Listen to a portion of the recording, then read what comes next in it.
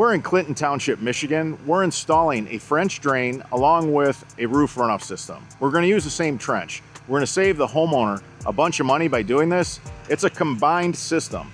We're using our 3.5-inch perforated pipe for our French drain, and we're using 4-inch solid for our roof runoff system. I also wanted to show some 3-inch. We kind of color coded throughout this video. You can see what's what. The 3.5 in perforated for the French drain will be in white. The royal blue is our 4-inch. We got some 3-inch here today, and I wanted to talk about that. For homeowners that wanted an easy DIY, nothing's easier for a French drain than a smaller diameter pipe. Right here we have 3-inch, it's solid. You can drive over top of this. It's so thick, it's so heavy, it's stupid. What we usually do is we'll use this for our branched lines, which I'll talk more about in this video. And our main, we could run our main as a 3.5. So right here, here's a reducer. That's not coming off. Now you can connect this to your 3.5. So we'll show you how you do that. But sometimes when you need to run a little branch line, just a small pipe will do. Homeowners don't need to get themselves into something that they later regret. I have people call my office, get in the comment section on YouTube, email, say, you guys make it look easy. I spent like 3 weekends doing this, had to go to the chiropractor, had to take a vacation day to finish. I don't want to hear that. I want to show homeowners how to do this to where it's efficient, it's cost-friendly, and it's something that they can do. So when you do your DIY system, pick a smaller diameter pipe. These 4-inch systems, they're massive. You look at these videos, and we do make it look easy. We roll up with $1 million worth of equipment and typically a 6 to 8 man crew, depending on the day and the job. So I wanna help you through your DIY. I'm gonna give you advice. Run 3.5 for your French drains, always. If you have short runs, like nothing over 50 feet, run 3.5 for your downspouts too. And you can do little branch lines for your French drain in this 3-inch pipe. And you want to talk about easy DIY. It's a shallow trench, it's less dig, it's less everything. You can have a 3-foot piece of fabric instead of a 5-foot piece of fabric. So again, the materials are costing less, the labor is less. That's why we started bringing all these products to market. I thank all the DIYers for getting in the comments section, motivating me to make better parts for them, because now I made our job easier in the process. So there's 2 ways to do downspouts, and we sell kits for both ways. Right now we're installing our Pro Kit. What our Pro Kit consists of, we have a not quite a 90. It gives you automatic slope away from the house. And then we have this female coupler. Really easy to connect to any size corrugated pipe. This pipe has to wrap all the way around the backyard. We have to go to a city storm drain. It's gonna be over a 100-foot run, so we want it on 4-inch pipe. The water's gonna slow down over the course of this run, so you have basically some backup, if you will. If we run 3-inch or 3.5 on this really long run, we run a risk of possibly having some water escape at the leaf filter vent. We don't want that, so we want 4-inch pipe for this run. We're running the Pro Kits. We have automatic slope with our Pro Kit. We got this female coupler that will connect to 4-inch pipe. Now for an easy DIY, if you don't have a 100-foot run, for example, which in most cases you don't have a 100-foot run, the easy DIY, we just take our leaf filter and we just connect a 3.5-inch corrugated pipe right to the leaf filter. This is a white leaf filter in this example. Super easy. We have these adapters that click right onto our leaf filter. I like it because homeowners that don't have a lot of tools and a lot of skill can just click the pipe on this, and the 3.5-inch pipe will actually bend at like nice 80, or if you happen to have a situation where you're flat and you just need a sweeping 90, it will do a sweeping 90. So we have both kits. We have a Kit 10 Easy DIY, which you connect right to the leaf filter. And then this is our Pro Kit. It takes a little bit more skill to install the Pro Kit. I wouldn't just ask that of just any homeowner. The reason why I like the Pro Kit, you could run a camera through the leaf filter. It snakes right through this 80-degree fitting. It's kind of ramped on the back. When we scope systems, it's really hard to get them through like a 90-degree fitting. And even if you have like a pipe and it's swept, it takes a little work to get certain things through it. We can snake anything through this with ease. So I like this for the Pro Kit. Now the homeowner, for peace of mind, can take the door off the leaf filter, and the leaf filter has this center that you remove. You could put a garden hose down through your system. You could run the garden hose, you can turn the water on high, and push the hose until you see it enter the catch basin. Now you know you caught all the shingle gravel. Any shingle gravel that may have been just laying up in that line, you'll now have it in your catch basin if you push it out with the hose like that. You don't have to do it, to be honest with you, but a lot of people like to do that once a year just for peace of mind. Look at the damage done to this house. I'm just showing you what I know. Now, water is silent. When you have a fire, you smell it. You see the flames. You see the smoke. Water's silent. It doesn't let you know when it's damaging your property. So look at this downspout. Look at the concrete right here. Look at this. So this homeowner, and he's probably not the original homeowner. It's an older home. There's probably been several homeowners here, but nobody addressed the issue. This downspout is dumping the water right next to the house. Just because there's a slab of concrete, that's not enough. You got to get the water away from your concrete and protect that too. That's part of your foundation. Everything's been compromised. The sidewalk, the driveway, you see all the settling, the brick veneering. There's a lot of cracking. You know, you can see the cracking. You can see they've been patching it already, like right there. That was patched up. There's cracks. That was patched up. Whatever the building material is for the exterior of the home, it doesn't matter. It could be brick, it could be aluminum, it could be vinyl. It doesn't matter. You have rough construction behind that. And that lumber, when the water gets behind the building material of choice, whatever you chose, so we don't even know what kind of rot is going on behind the veneering of this home. We don't know.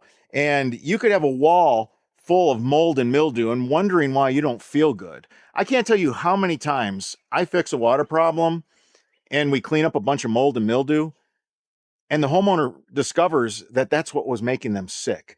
They had been sick for years and going to the doctor, and it's just been an endless loop, and now they're suddenly feeling better because you get rid of all those mold and mildew spores. Those mold and mildew spores, it can't be understated. They'll really make you sick. I mean, look at the concrete here. The drainage has been really poor. You know, there's a downspout dumping right there. Obviously, there's been water in this sunroom. It's trapped. You can see the concrete's damaged everywhere. So the homeowner, once we put the system in, can replace all this concrete, basically start improving all the things that the water had damaged over the years. Now, this concrete doesn't have to look like this. Most of the concrete that's all busted up and broken, most of it is because in the wintertime, there's so much water under it that it just lifts the concrete. It heaves the concrete and it just cracks it here in the north. This is because they never had a good drain system. There's nothing easy about what Cal's doing here. Nothing. There's no easy way of getting this done. It's hard work. When people see our quotes, they're like, wow. And I'm like, well, you can DIY it and we'll give you a great price on all the materials and we'll show you what you need. We'll get you a load list. But a lot of times homeowners buy the materials from us and they come back a month later and say, you know what, your quote really makes a lot of sense now. I started the job, come back, look at it, tell me what it's going to cost to finish it since I have the materials. We work it out all the time. We just want to help people at the end of the day. We want to help people with their water problem. So we got an 8-man crew. People are like, why do you need an 8-man crew? Well, I just lost the guy for what, an hour and a half, maybe 2 hours, just to do one downspout here? Yeah, you need a big crew. If you want to get things done, you need a big crew. Right there's the core.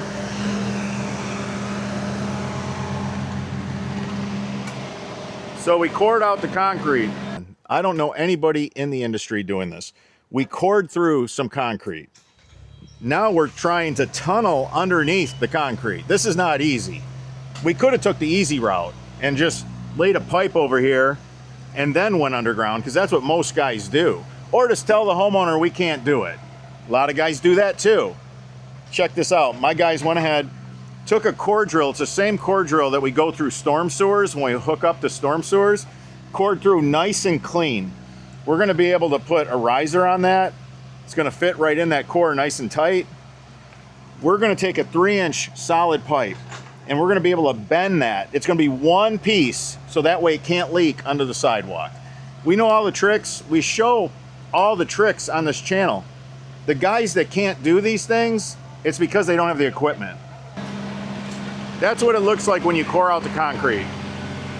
We use a tool that's meant for this. That's a real expensive core bit. Nothing's cheap about it, real expensive drill. If you invest in quality, equipment and tooling, I'm telling you, you can really make it last if you take care of it. It's what I recommend to all the contractors. You know, if you buy cheap, you know what cheap is. It's gonna let you down when you need it. When you need it the most, it's not gonna work. It's gonna cause you so much headache, it's gonna cost you so much money, your business is gonna run so efficient, and that's what we try to avoid. We want good materials, we want good tools, we want good equipment for our guys. We wanna send our guys in to do a job. We wanna set them up for success. We're not looking for them to run into all kinds of headaches throughout the day. Hey, the day is gonna throw a lot at you no matter what. I'm gonna show you the perfect example. We had Miss Dig come out and mark this lot. All the utilities were marked. We were clear to dig. I got a dig tag. Guess what? A main, a communication main, it didn't get marked. We just cut it. I'll show you it over here. I figured we just grab some B-roll and stuff right now. He's marking over there. He's marking over there only to the house, nothing right here. All right, I'll call Aaron. I'll call Aaron and we'll get somebody out here. You know, I don't mind showing some of the things that you really don't like to talk about. So this is a main communication line. The homeowner told me he has the service Infinity and he lost his internet. He's working from home today. So we got them coming out here. But yeah, it's unfortunate. It's a shame. We feel bad because when you repair this, it's never the same. It's not as good as if it never was cut and spliced. But they didn't mark it. And I'm telling you, this happens all the time. We have to take pictures. We got to cover ourselves or they send us a bill. I've seen bills as high as $7,500. And I'm just like, you got to be kidding me. So yeah, you sometimes have to get a lawyer to represent you. You're kind of guilty until you prove your innocence with these utility companies. It's their world and we're living in it. But you know, like I said, you want to set your guys up for success. You want to do everything in your power to set your guys up for success because there's going to be things thrown at them that you can't control. Manual labor, man, at its finest. All you can do is come in with a really sharp axe. And of course, these guys, they do this often enough, unfortunately, that they're pretty conditioned for it and they really know how to swing an axe. You know, try to figure this kind of stuff into your quote. I know when I look at a yard, I'm looking at the trees. Been doing this too many years not to.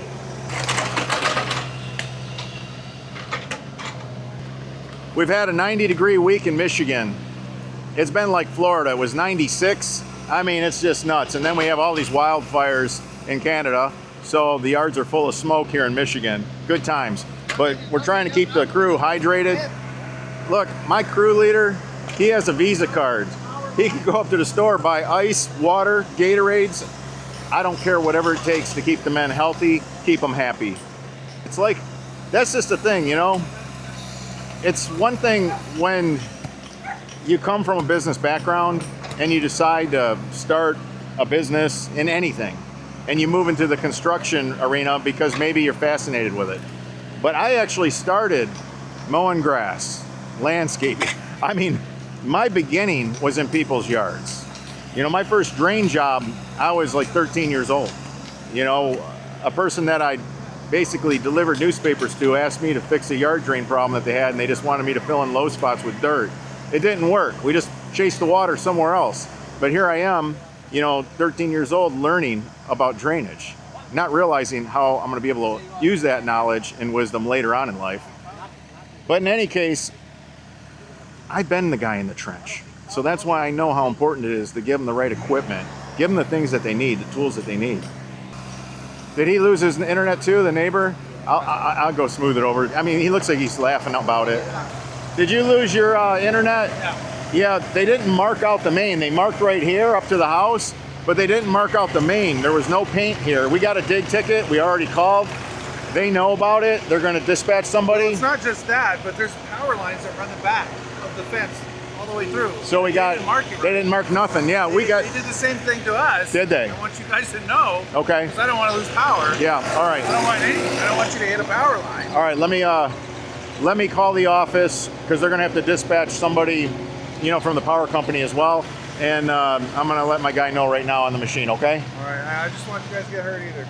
We got Valente in the trench. He's spotting. He's looking for utility lines, irrigation lines, you name it. There's a lot of roots. He's dealing with a lot, and he's trying to get that trench bottom perfect. The bucket on the excavator is a flat nose bucket. We're trying to have a nice smooth bottom on the trench, and we're trying to have slope. Now this yard has a lot of slope. You can see that it has a lot of fall. We're sloping this entire system on 1% slope all the way to the storm drain. So here we are at the back of the yard after all this slope, and we're still that deep. If we didn't have all this natural slope, it'd be up to his chest right now, but this is key. You have to have slope. This system's gonna move water quicker. The velocity is key. If you don't have the slope, you don't have the velocity. Think of the slope as the accelerator for your drain system. That's the throttle, man. The more slope, the faster the water runs. The roots back here are such a concern. It's the #1 concern. When there is drought, trees will sniff out any water. We can't leave any water behind. So we have to have our pipe on the fabric with no stone under it. Now notice when we get to the storm drain catch basin, what we do. We have nice slope all the way to the catch basin, but right at the catch basin, we drop down. You can see how we just dig down another 18 inches, just drop. Why do we drop suddenly at the catch basin? I don't want this trench to hold any water. I want to make sure we drew every drop of water out. Now we're going to go a step further. We did copper sulfate, which was that blue crystal that I showed you earlier. Copper, as it starts to age, it'll release copper ions. It pushes the roots away. So the copper sulfate crystals that we put in work instantly. They work today, they work tomorrow. That will be working really good in about a year, and that should last for the next 25 years, that copper. Now the copper that you see us putting in, this metal mesh, we sell that in our online store. We use it for all kinds of things, but primarily what you see right here. The guys are gonna pin some of this mesh to that side of the trench, and then they're gonna do the other side the same exact way. So both sides are gonna have copper mesh. Look at all those tree roots. Just really focus and look at all those tree roots. That is crazy. And we expect this system to survive? Not if we don't do this. So we're gonna pin the copper right up against that. It's not gonna kill the tree. It's not gonna kill the shrubs. The landscape will live just fine. It's gonna push the roots away. They don't like it. So this is a 6-inch catch basin. We make the best 6-inch catch basin on the market. The little speedy basins, they're trash, they're garbage. They don't have a big sump. Ours has this big sump, which means it'll hold a lot of debris. Anything that we take in for bark and dirt and grass, this yard floods really bad. There's water that's laying back here in the spring. The homeowner's had it. He's had enough. We're putting in the yard drains to grab the surface water. This grabs all that ponding water right here. Now everybody's always like, how do you put this together with your French drain? Right here. We put an end plug in the perforated pipe. No big deal. When you're putting two perforated pipes side by side, the water moves through them like this. Don't have to worry about it. There's 8 slots in every valley. So that's it. Don't overthink it. It's really simple. So this is going to be a yard drain in a French drain. We do this a lot. And we have our downspouts on the yard drain line. So you basically have your roof runoff system, your yard drain system, and your French drain system all in one trench.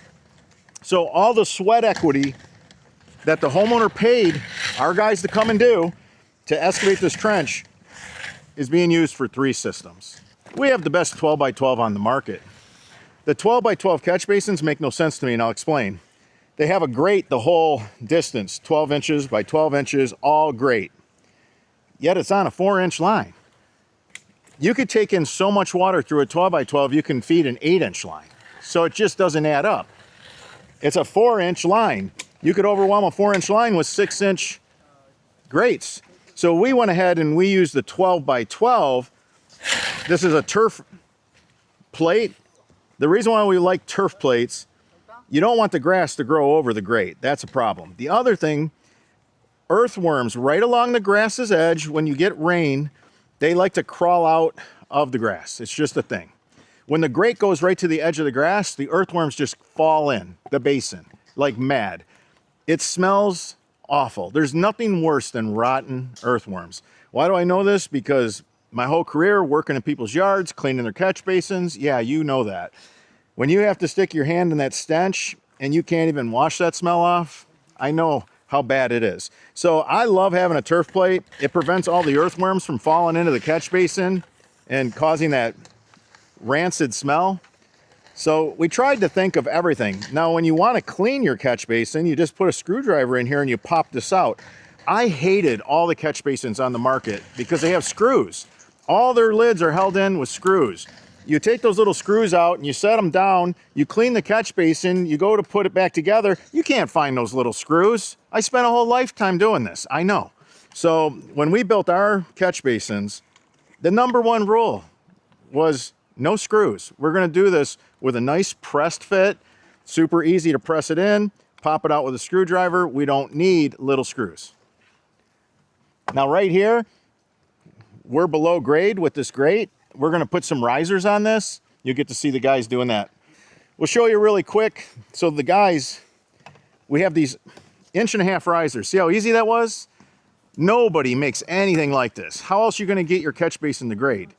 If you just grab your catch basin and pick the line up, now the line goes like this and your system doesn't work. That's what happens with all the other 6-inch speedy basins on the market. We have an 1.5-inch rise, an 1.5-inch rise, an 1.5-inch rise, 3 risers right here. The stone or dirt, depending on what your backfill is, goes up against the riser. It's up against the flange, so when you pull this off, this doesn't come off with it because the dirt and stone are caught in those flanges and holds it on. Press fit, watertight seal, no glue, no screws. It don't get any better than this, guys. So this line here, we do tape. We don't want to lose water right here. I'm going to explain why. If you're losing water at your catch basin, what happens is the water's not moving through the pipe. You're losing a lot of it. So you're only moving maybe half the water through the pipe. Now, if you do get some dirt in the line, you're not flushing it clean. The guys seal it up because we want to keep our maximum flow of water. We don't want to be losing water at every connection point. We got these clips that hold the 2 bottom pipes together. So DIYers, don't worry. You're working by yourself, it's okay. Buy these clips, they hold the pipes on the bottom. It makes the pipe run perfectly straight. It's really nice. This pipe is stupid heavy. The 3.5 is so strong, it's even heavier than our 4-inch. And our 4-inch is stupid strong. So we just keep overbuilding. Every time we bring out a new part, we're trying to top ourselves from the time before. You know, the guys methodically trench this. We had a guy marking the bottom. We got a nice smooth bottom. We got nice slope all the way to the storm drain. This is gonna be an amazing system. This guy's never gonna have standing water in his yard again. And because we have the French drain pipes at the bottom of the trench, we're gonna pull all the water that's in the subsurface soil and we're gonna keep this yard dry, nice and tight. It's never gonna get spongy. It's never gonna get squishy. You know, they got dogs, kids, you know, it's an issue. They can't even use the yard. You know, this is how the homeowner is going to get his yard back. Man, these guys are flying. And we can barely keep up with these guys. So right here, they're using a Y. You never want to use a T on a roof runoff system. You're flowing too much water. Gutters really contribute to a lot of water. A lot of the water in this yard was coming off the house. Now that we're containing the roof runoff, this guy's yard's not going to see nearly as much water. So the key is always catch the water right at the downspout. We seen Cal over here boring under the cement. He worked really hard to get this line under the concrete. Well, what he did is he put this 3-inch line in. He put this 3-inch line in because why? Look at its flexibility and look at how it bends. So he has that 3-inch line connected to that leaf filter and it bends under the concrete and then it goes into the catch basin. Then on the other side of the catch basin, he comes out with 4-inch. So only our system can do that conveniently. This catch basin has a 3-inch coupler on one side, a 4-inch coupler on the other. And you can see the 4-inch line coming out right here. Now Cal, he just put a piece of dual wall on this to make this look clean, to black it out. I don't even know if I can do it, but you can see there's that white 3-inch pipe connected to this leaf filter. Pretty cool. So the 3-inch line, it's one piece from the leaf filter all the way to the catch basin. And it'll make that bend under the concrete. It's the only line that'll do that. I don't want any fittings. I don't want nothing under there that can possibly come apart. You don't want that. You want one solid pipe. So these are all techniques that we've perfected over the years, and not just one guy came up with this. I mean, us as a team, as a crew, year after year, kept coming up with one trick after the other, and you know, you see what you see. I mean, these guys are getting the system in so fast it make you crazy. The reason why you see dirt in spots, every 5 feet, the guys put dirt on it. They stand on the line. You always want to stand on the line. If you push the dirt in, it's going to push the pipe out of alignment. So you want to stand on the line with all your weight, put dirt in. That's what the guys did. They packed it in every 5 feet. Now they can backfill and it's not a problem. But that's a problem with drain line in general. You know, homeowners will get over here with a shovel, they'll start doing this and they're just pushing the dirt in, and it's pushing that pipe all over the place, and the dirt gets up and under the pipe, and that's a real problem. Now, that perfectly flat bottom you had is gone. The pipe does this, and now you have what's known as a belly in the line. When the line goes like this, all the sediment will just lay in that belly and it'll clog the line. You know, DIYers, they're like, how did you connect it? So we cored through the storm drain. We used a special bit, did a nice clean core, and then we used hydraulic concrete to seal up the pipe. You don't want to beat on this with a sledgehammer because it'll fracture the entire basin, and then it'll just start over time just falling apart. So we did this the way they want us to do it. Here in this town, they don't even want to inspect our work anymore.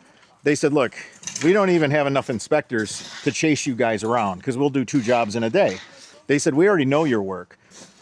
We got 2 3.5-inch lines. They're running parallel. People always want to know, how do you tie them together? You take a Y with a 45. You got one pipe here, one pipe here. You're bringing them together. So we got a 4-inch Y. Do the same thing with the 4-inch Y. So people always want to see all the connection points. There you have it. A Y and a 45 and 3.5. Another Y and 45 and 4-inch. Super simple. Everything snaps together. Those clips hold amazing. Look, we put a lot of time and effort into our fittings, and we got the best fitting line on the market.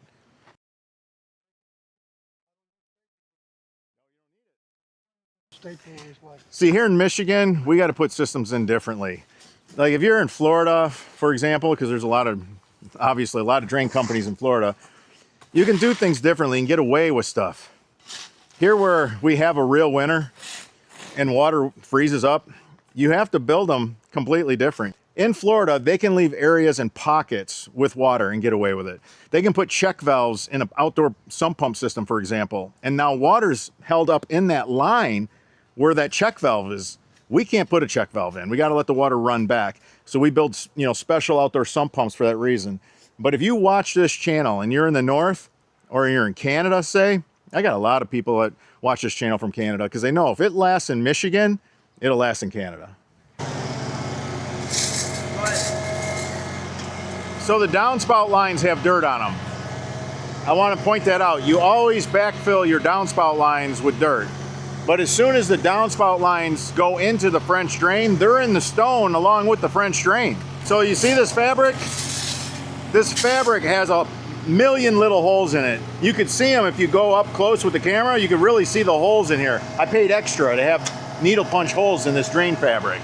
So what they're doing, you don't want this fabric to come all the way over here and then this side to come all the way over here, because then you'll have 2 layers and those holes will not line up. It's impossible. They won't line up. So I asked the guys, I always do about a 3-inch overlap and pin it so that we can take in water really good. You can see all these little holes. You'll never get all those holes to line up. So you want to try to keep it 1 layer the best you can. Now for speed and efficiency, I do recommend this. I know some guys like to staple it. I don't frown on stapling. I just think that that cost has to be passed on to the homeowner. And I just find it to be, like, we love overkill, but I just find that to be overkill that we don't need to do. So right here, the guys are gonna put sand on top of this fabric now. The reason why, the grass that we cut off with the sod cutter is going back on, but it's clay backed. So when you put clay right up against the fabric, it won't take in surface water really well until the roots grow through all those tiny little punched holes.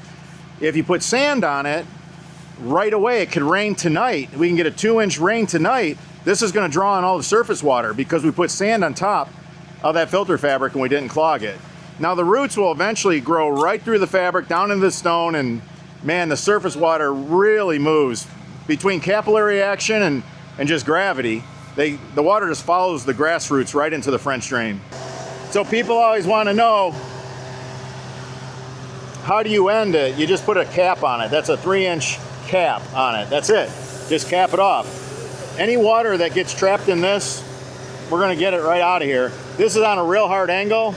I know the camera always has trouble showing slope, but man, we got real nice slope on this. And the reason why is because we started out with a 3-inch line. The 3-inch line allows you to be really shallow. You can't do this with anything but a 3-inch line.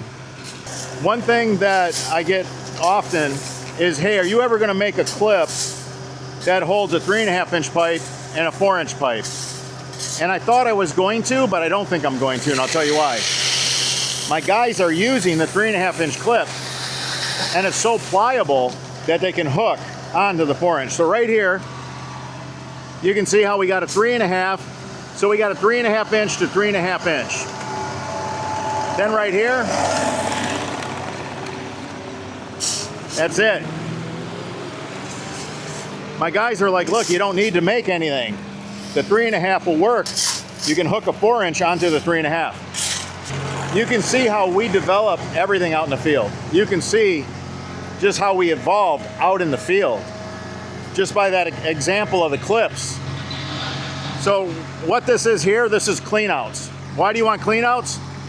Say 10 years goes by and the homeowner says, man, the system's not working as good as it once did. I can pop this lid off, run my scope through here, I can camera this pipe. I can go through both bottom pipes and check them out and see what's going on. If I need to run a jetter through it, I can jet it out. So you want to start your French drain with cleanouts. People are like, hey, how do you start your French drain? Well, you could just put end plugs on it, you know, the same way that we put an end plug on that 3-inch line that's in the window well, but it's going to be hard to access. You know, if you have problems 5-10 years later and you need to get in that pipe, you might not remember where the system really started to begin with. You know, when you do hundreds and eventually thousands of systems, it does get challenging trying to remember where all the plumbing is on everybody's house. So right here, we have a turf plate. This turf plate is so that when the grass tries to grow over it, the homeowner can weed whip it and keep this visible. This here I don't have to worry about. As long as I locate this, I'll know that this is there. This is how easy it is to maintain one of our systems. This catches all the organics. You don't have to do anything until fall, when there's leaves coming down. And you don't check it every day, and you don't check it every week. When do you check it? When you get a really good rain. You get a really good rain, you know it brought leaves down. You come in here, you just pull those leaves out, done, it's that easy. Now, if you have like a type A personality or OCD, you could take this out, center, removes, like that. You can put your garden hose through there. You put your garden hose down there and that not quite a 90s angled, it'll push your garden hose right to the catch basin. If there's any shingle gravel between here and the catch basin, you'll chase it right to the catch basin. So it just gives you a peace of mind. The catch basin you can suck out with a wet, dry vac out of your garage. They're really good, like every couple years. Now when you put this back in, people mess this up all the time. There's 2 big lugs and there's 1 little lug. So if you put the little lug down for the bottom, then when you turn this, the grate will line up. Another thing I want to point out, notice how we're not putting any of the dirt back in. Do you see a pile of dirt on the side of the trench? No, there's no dirt on the side of the French drain trench.